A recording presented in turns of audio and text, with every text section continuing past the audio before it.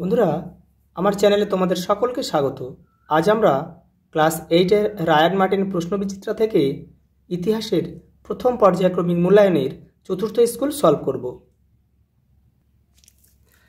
প্রথম প্রশ্ন, অধীনতামূলক মিত্রতা নীতি কে প্রথম স্বেচ্ছায় গ্রহণ করেন? হায়দ্রাবাদের নিজাম, অপশান বি। পরের প্রশ্ন, সলবাই চুক্তি কত সালে হয়? 1782 খ্রিস্টাব্দে সলবাই চুক্তি হয়। পরের প্রশ্ন, বারাণসী সংস্কৃত কলেজ প্রতিষ্ঠা করেন কে? অপশান ডি উত্তর, জোনাথন ডানকান। পরের প্রশ্ন, লর্ড কর্নওয়ালিস প্রবর্তন করেছিলেন চিরস্থায়ী বন্দোবস্ত। অপশান বি, 1793 খ্রিস্টাব্দে।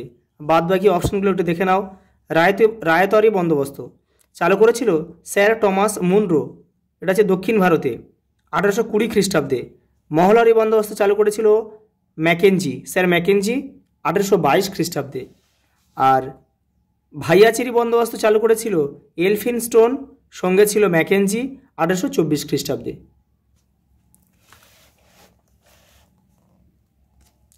পরের প্রশ্ন, সুজাউদ্দৌলা কোথাকার শাসক ছিলেন? অযোধ্যা। পরের প্রশ্ন, বুরহান উল মুলক উপাধিটি কে গ্রহণ করেছিলেন? সাদাত খান। মুঘল সম্রাট মোহাম্মদ শাহ তাকে কিন্তু এই উপাধিটা দিয়েছিল। পরের প্রশ্ন, আলীনগরের সন্ধি কত সালে হয়? 1757 খ্রিস্টাব্দে। বক্সারের যুদ্ধের সময় ইংরেজ সেনাপতি কে ছিলেন? Major Hector Munro. পরের প্রশ্ন, খোজা ওয়াজিদ কে ছিলেন? একজন আর্মেনীয় বণিক। পরের প্রশ্ন, মহীশূরের রাজধানী কী ছিল? শ্রীরঙ্গপত্তম। পরের প্রশ্ন, ঠগী দস্যুদের কে দমন করেছিলেন? Lord William Bentinck. পরের প্রশ্ন, জেনারেল অ্যাসেম্বলি ইনস্টিটিউশন কে প্রতিষ্ঠা করেছিলেন? আলেকজান্ডার ডাফ, 1830 খ্রিস্টাব্দে। পরের প্রশ্ন, পিটের ভারত শাসন আইনটি কত সালে কার্যকর হয়? 1785 খ্রিস্টাব্দের 1 জানুয়ারি। আর পিটের ভারত শাসন আইনটি কবে চালু হয়েছিল? 1784 খ্রিস্টাব্দে। এটা তোমরা মনে রাখবে। পরের প্রশ্ন, মান 2-এর, বাংলার নবাব আলীবর্দী খানের সঙ্গে ব্রিটিশ কোম্পানির সম্পর্ক খারাপ হওয়ার দুটি কারণ লেখো।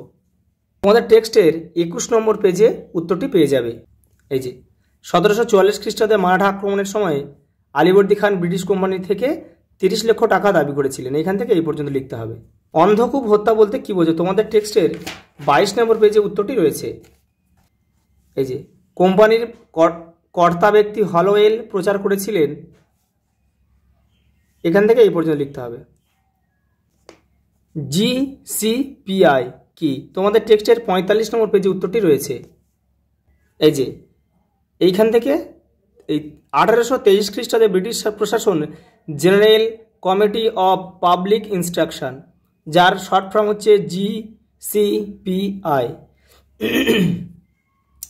এটা প্রতিষ্ঠা করেছিলেন লর্ড হেস্টিংস। পরের প্রশ্ন, সত্যবিলোপ নীতি কত সালে কে প্রয়োগ করেন?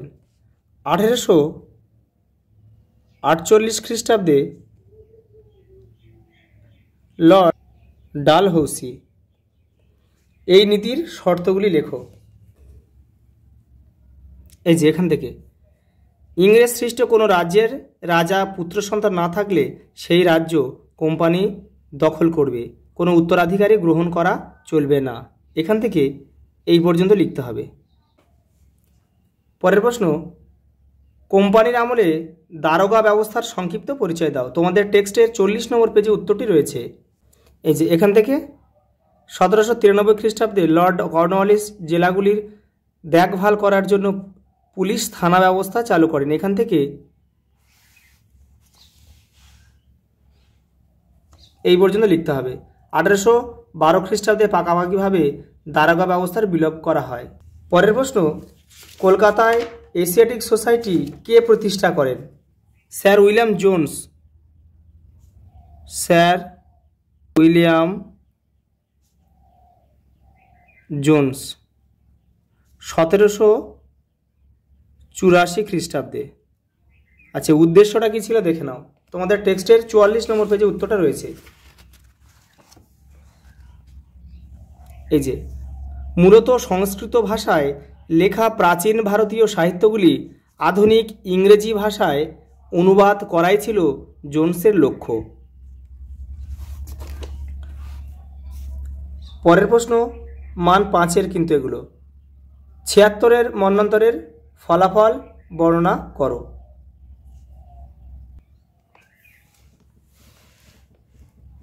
এই যে 76-এর মন্বন্তর কেন হয়েছিল এবং ফলাফল, শুধু ফলাফলটা লিখলেই হয়ে যাবে, যেহেতু এখানে 76-এর মন্বন্তরের ফলাফল দিয়েছে, শুধু ফলাফলটা লিখলেই হয়ে যাবে।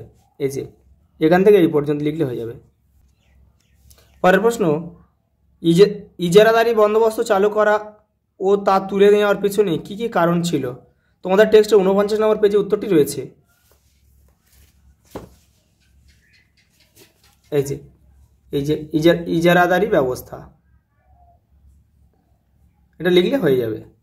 পরের প্রশ্ন টিকা লেখো উডের প্রতিবেদন।